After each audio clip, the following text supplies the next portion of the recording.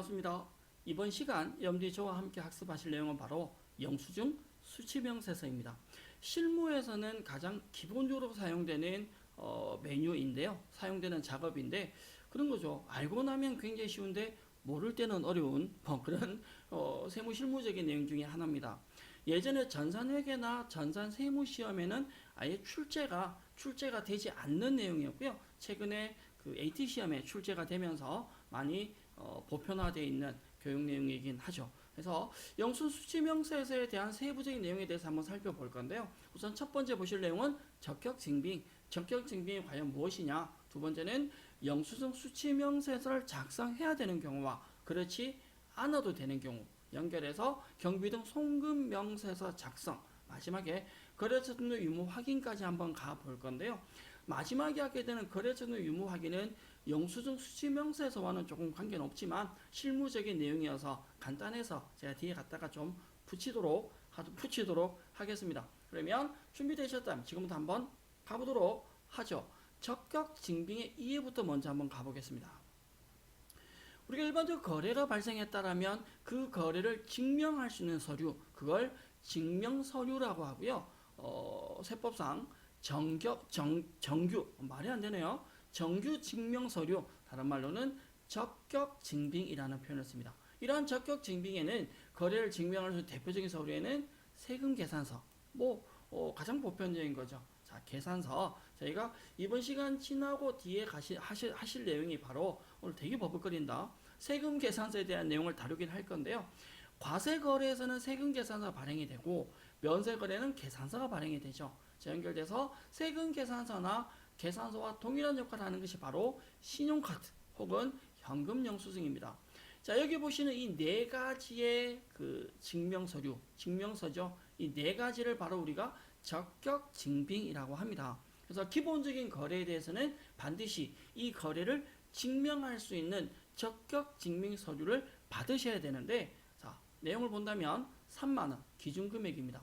일반적인 거래에 대해서 3만원 초과 거래, 3만원 초과의 거래에 대해서는 반드시 정규 증명 서류, 즉 여기 있는 적격증빙 네 가지 중에 하나죠. 받아야지만 비용으로 인정이 됩니다.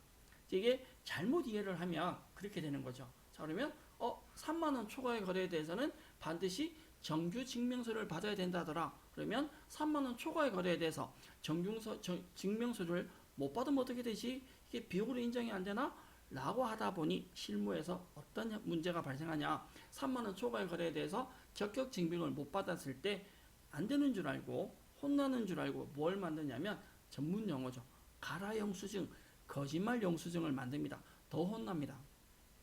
자, 정리하자면 3만원 초과의 거래에 대해서 첫 번째 3만원 초과의 거래에 대해서는 반드시 적격 증빙이 있어야 된다. 이건 맞는 말입니다. 그러면 3만원 초과인데 적격 증빙이 없다. 어떻게 되냐?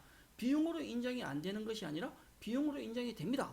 비용 인정 다 돼요. 40만원 거래인데 증빙이 없다. 비용 인정해 줍니다. 다만 뭐가 나오냐? 2%에 대한 가산세가 부과됩니다. 일반적인 영수증을 받았을 때. 그래서 기본적으로 우리가 3만원 초과의 거래에 대해서 적격 증빙, 정규 증명서를 안 받았을 때는 영수증 수치명세서를 작성을 하면 2%의 가산세만 내면 다 비용을 인정을 해준다라는 거죠. 요건 조금 기억을 해두실 필요성이 있다. 가래 영수증 별로 좋은 거 아니다라는 거. 네. 다음, 방금 설명을 드렸듯이 일반적인 경비는 3만원 초과될 때이고요. 접대비는 예외입니다. 접대비는 3만원이 아니라 만원입니다. 자, 만원 초과되는 접대비. 사실 우리가 접대비가 만원 초과되지 않는 접대비는 거의 없다. 전부 다 만원 넘는다. 그래서 일반적인 접대비는 무조건, 일반 경비는 3만원 초과에 대해서는 반드시 적격 증빙 서류를 갖춰야 된다. 네. 그렇지 않았을 때는 지출 증명 서류, 미수치 가산세라고 해서 증명서를 못 받은 것에 대해서 2%, 거래 금액에 대한 2%의 가산세가 나옵니다. 그때 작성되는 서류가 바로 이번 시간 여러분들과 저와 고민해야 되는 바로 영수증 수치명세서입니다. 그러면 방금 얘기 드린 이 영수증 수치명세서 작성은 어떨 때 한다?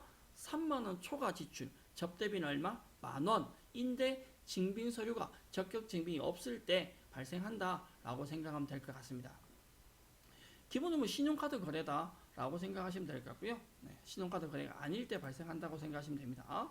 자, 방금 보셨듯이 정규 증명 서류를 수취하지 않았을 때 3만원 초과 적당히 만원 초과일 때는 반드시 영수증 수취명세서를 작성을 하고 가산세 처리를 하셔야 비용을 인정받을 수 있다라는 얘기는 드렸고요. 예를 들면 이렇습니다. 수익 내용에 보면 영수증 수취명 작성 거래, 명세서 제출 대상 거래라고 되어 있는데요. 자, 우리 회사인 재무전자가 기흥인세로부터 20만 원의 어떤 지출 거래가 발생했다. 영업부 직원의 명함 인쇄를 했답니다. 자, 이 도서 인쇄비죠. 자, 기본적인 비용이 지금 3만 원 초과되었으니까 이 거래는 세금 계산서 아니면 신용카드, 현금 영수증 거래를 해야 되는데 어라? 뭘 받았다? 영수증을 받았네요. 이게 지금 적격 증빙이 아닌 거죠. 적격 증빙이 아닌 거래에 해당하니까 가산세 대상이 됩니다. 가산세를 내기 위해서 영수증 수취명세서 작성을 해야 돼. 이 작성을 토대로 지출 증명 서류 미수치 가산세를 내야 됩니다. 그래서 우리 예제 문제를 보면 거래를 확인하고 지출 증명 서류 미수치 가산세 대상인지 검토를 해라. 3만 원 넘느냐 안 넘느냐. 3만 원 넘지 않는다면 상관이 없다. 지금은 3만 원 초과되니까 대상이 된다. 가산세 내셔야 됩니다. 그래서 영수증 수취명세서 작성을 해야 된다는 건데요. 저희가 실무적인 내용을 먼저 본다면 이렇게 갑니다. 지금 보시는 건 스마트 실무 교육용 프로그램인데요. 실무 교육용은 만약에 세금 계산서라면 매매조 전표에 가니까 상관이 없고 일반 전표에 작성을 한다라고 할 때 일반적 입력 화면 중간에 가운데 보면 카드 계좌라는 항목이 나옵니다. 우리 교육용에는 안 나오는데요. 실무엔 얘가 나와요. 이게 지금 영수증 수취명세서 작성과 관련된 아이인데, 자, 지금 전표 입력 화면에 두 건 있으세요. 복리후생비 두 건인데 위에 건 25,000원, 밑에 건 5만원. 차이가 뭐냐면 만약에 25,000원 얼마가 안 돼요? 3만원 안 됩니다. 라고 할 때는 여기 카드 계좌에 해당성 없음, 즉 카드 결제는 하지 않았지만 해당사항이 없다. 이게 뭐냐면 바로 영수증 수취명세서 대상이냐 아니냐라고 묻는 건데 3만 원이 안 되니까 3만 이하니까 해당사항 없다. 가산세 안 내셔도 된다. 가산세 안 내야 되니까 영수증 수취명세서 작성하지 않아도 된다라는 거예요. 그러나 5만 원의 거래는 아니죠. 3만 원 초과되니까 영수증이 일반 적격증이 아니면 가산세 대상이 된다는 거죠. 5만 원 거래에 대해서는 이 부분이 바뀌어야 된다. 어떻게 바뀌느냐? 이 부분이 카드 결제를 하지 않았다. 명세서 제출 대상 거래이다 라고 체크를 하셔야 가산세 대상이 된다는 거죠. 이걸 우리가 직접 판단을 해야 됩니다. 앞에 얘기했듯이 알면 쉬운데 모르면 굉장히 어려운. 예전에 자격증을 따서 실무에 가서 일을 할 때 이것도 몰라요 라고 땀 이렇게 삐질삐질 흘리던 내용 중에 대표적인 하나가 바로 이 영수증 수취명세서입니다. 알고 나면 굉장히 쉬운 건데, 자, 문제는 1번, 2번, 3번 세 가지 있네요. 1번 해당 사항 없으면 거래 금액이 3만 원 안 되는 거, 네, 아예 대상이 아닌 거죠. 두 번째는 명세서 제출 대상 거래가 있고 명세서 제출 제외 대상이 있습니다. 명세서 제출 제외라고 하는 건 역으로 표현한다면 안 내도 되는 거죠. 가산세 발생하지 않는 건데 이건 우리가 구분을 조금 하셔야 됩니다. 조금 이따가 나올 거고요. 자, 명세서 제출 제외 대상이라고 한다면 여기는 이 항목들인데 3만 원 초과되더라도 명세서 제출하지 않아도 된다. 가산세 내지 않아도 된다라는 거죠. 요거는 기억을 조금 하셔야 되는데 많이 나오는 건 이 보험, 제일 많이 나오는 게 사실은 보험 용역입니다. 기업에서 실무적으로 보험료 처리되는 내용인데 이건 뒤에서 다시 얘기하도록 할 거고요. 제외될 때는 제외된 항목을 체크하시면 되고, 만약에 제출 대상이다 라고 한다면 거래처 누구와의 거래인지를 등록을 하셔야 합니다.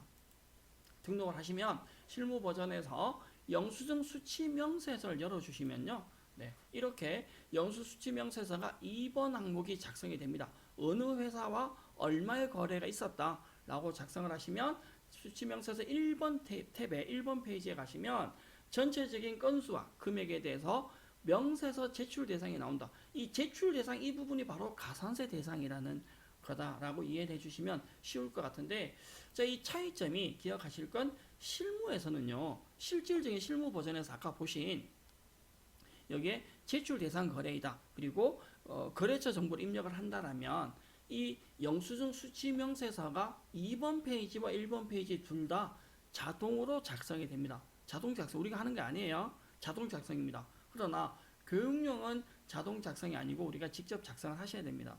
어느 부분에서 그러냐면 여기에 1번조 입력할 때 이 부분이 있다 그랬거든요.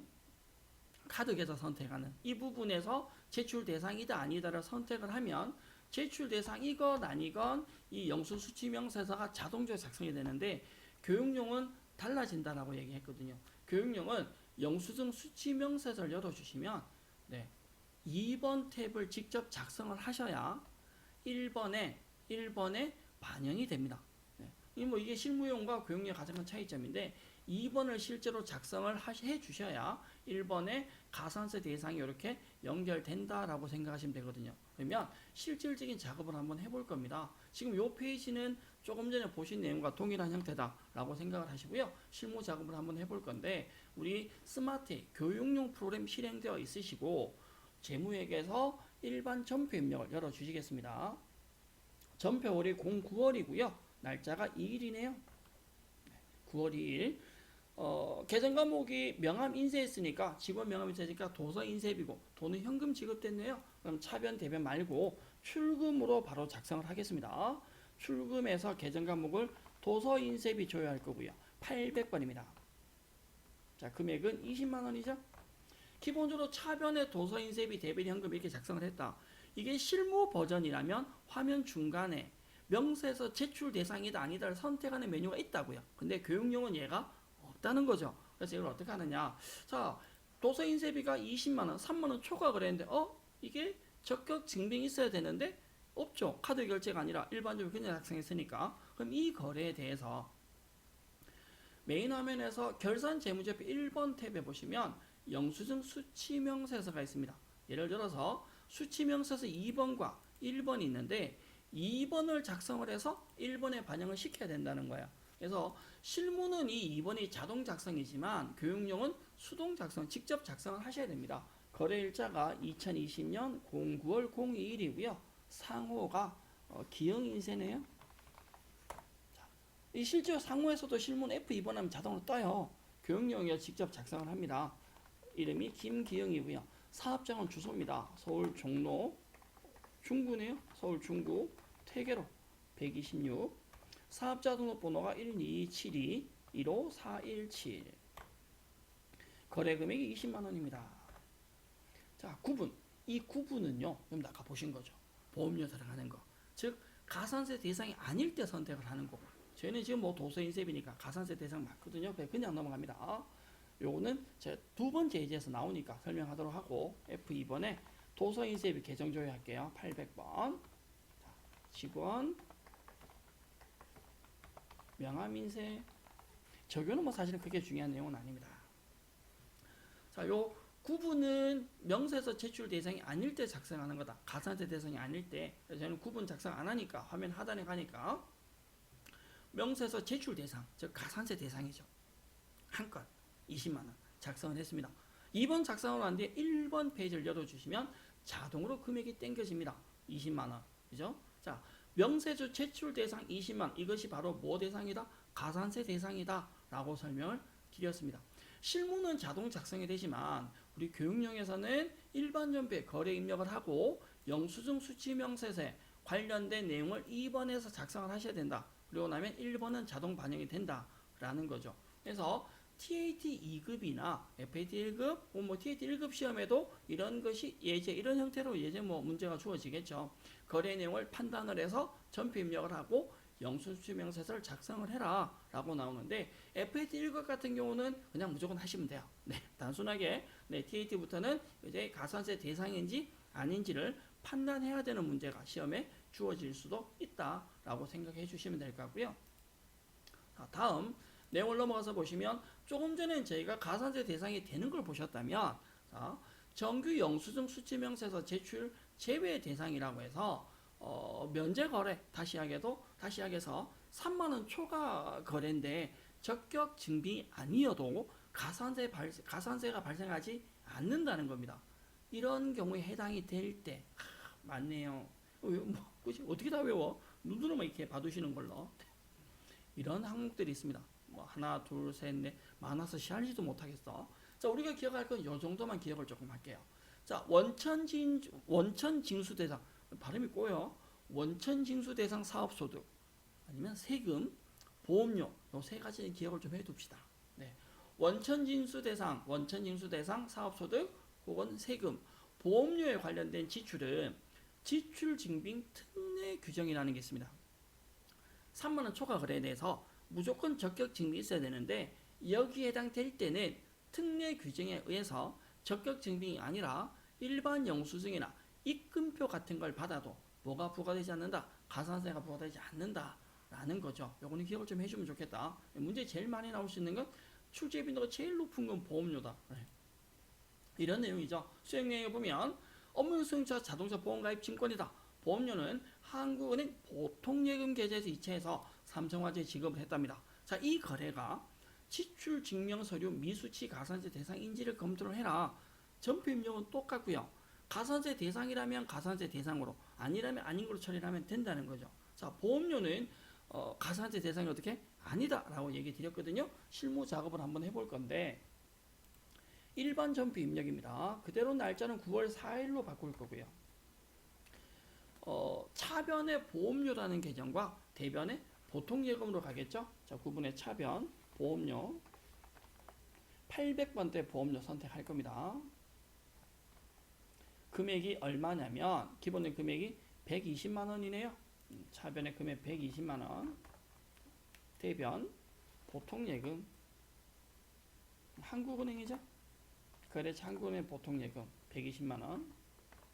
자, 이렇게 전표 입력을 했습니다. 이게 만약에 실무 버전이라면 하단에 여기서 대상이다 아니다 선택하겠지만 교육용이니까 우리가 판단해야죠. 자, 금액이 얼마 넘었다? 3만 원 넘었네요. 그러면 적격 증빙이 있어야 돼. 근데 지금 없어요. 없으니까 어떻게? 영수증 수치명세서 작성을 하는데 문제는 2020년 09월에 04일인데 자, 상호 주식회사 삼성화재. 삼성화재 대표 성명이 누군지 모르겠어요. 사업장 별로 안 궁금해요. 네, 사업자 번호 안 궁금하네요. 거래 금액이 120만 원. 자, 구분해서 본다면 구분해서 가산세 대상이라면 그냥 공란에 넘어가면 되지만 보험료는 10코드 번호 16번이죠. 금융보험용역 제출 제외 대상이다. 3만 원 초과 거래인데 증빙이 없어도 가산세 대상이 아니다라는 거죠. 그래서 계정 코드에 보험료 조회하겠습니다. 800번 보험료. 자, 영업부 승용차 보험료. 적용은 별로 안 중요하다고. 그래서 입력을 했는데 자, 두 건이죠. 전체 두 건인데 이 중에 한 건은 명세서 제출 대상이고 한 건은 명세서 제출 제외 대상이다. 이거로 말하면 한 건은 가산세고 한 건은 가산세가 없다라는 거죠. 자, 2번 작성을 하면 1번에 자동으로 반영이 된다 했습니다. 뭐라? 20만인데 120만이 안 땡겨지네요. 이걸 불러와야죠. 네. 아까 우리가 앞에 작성했던 이 20만 원은 반영이 되어 있는데 120만 원이 반영이 안 되어 있다는 거죠. 데리고 옵니다. 살살 달래가야 돼. 달래면서 이렇게 불러와야죠. 화면 상단에 보면 명세서 2번 페이지에 불러오기 메뉴가 있습니다. 불러오기. F4번 누르셔도 됩니다. 불러오기 눌러주시면 건수가 거래 건수 총 건수는 두 건이고 금액은 140만 원. 그 중에서 제출 제외 대상이 120만 원, 제출 대상이 20만 원. 이 120만 원은 가산세 대상이 아니다. 금융 보험 용역이 한 건 있다라는 거죠. 사실 실무는 건수가 조금 많을 수 있겠죠. 실제로 이제 이렇게 회사 규모 크고 지출이 많다 보면 뭐 요즘도 좀 구분을 해주면 좋겠다. 네, 실적에서 가산세 대상 얼마다라는 거 20만 원. 이건 2%의 가산세가 20만 2%면 얼마가 4천 원이죠. 이 4천 원 아끼려고 가상용수를 만들다가 더 많이 혼날 수 있다고 이렇게 작성이 됩니다. 그래서 영순수치명세서에서 사실은 3만원 지출 거래는 작성을 해야 된다. 다만 여기에 해당될 때 지금 이 제외 대상인 부분은 조금 기억을 해주면 좋겠다라는 얘기는 드리고 싶습니다. 제가 영순수치명세서에 대한 내용 얘기를 했었는데 반드시 암기되셔야 되는 내용은 일반 경비는 얼마가 3만원, 접대비는 얼마가 만원, 초과되는 거래에 대해서는 반드시 적격 증빙 서류가 있어야 된다. 그것이 없을 때 비용으로 인정이 안 되는 건 아니다. 비용 인정 공제 받을 수 있습니다. 다만 2% 가산세가 나온다. 그 상황에서 작성해야 되는 게 바로 뭐다? 영수증 수치명세서이다.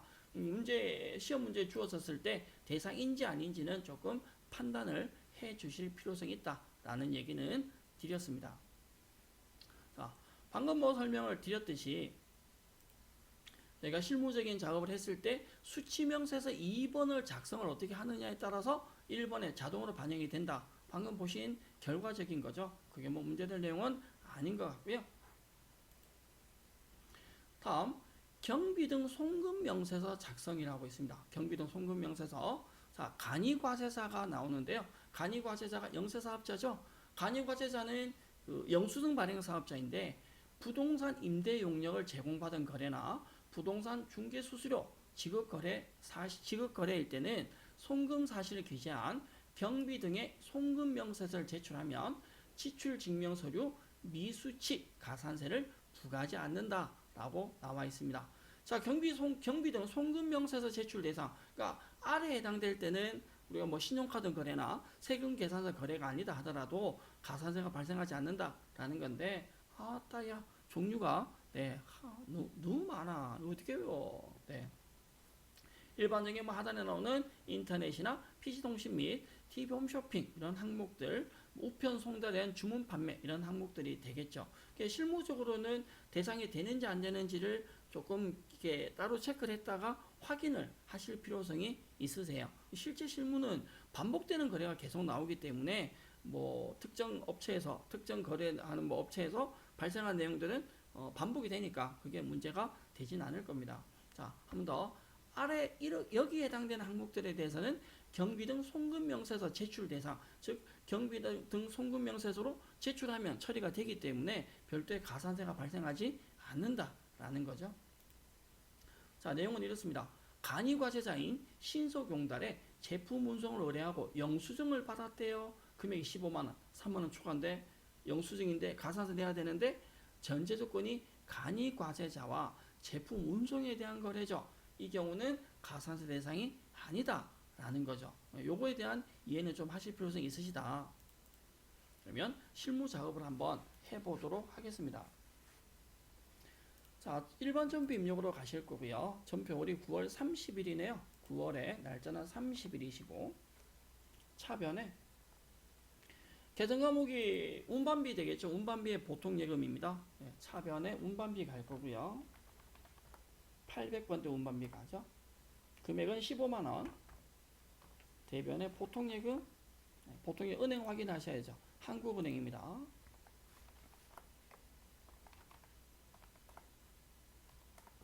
금액 15만원. 3만원 초과 거래가 발생했고요.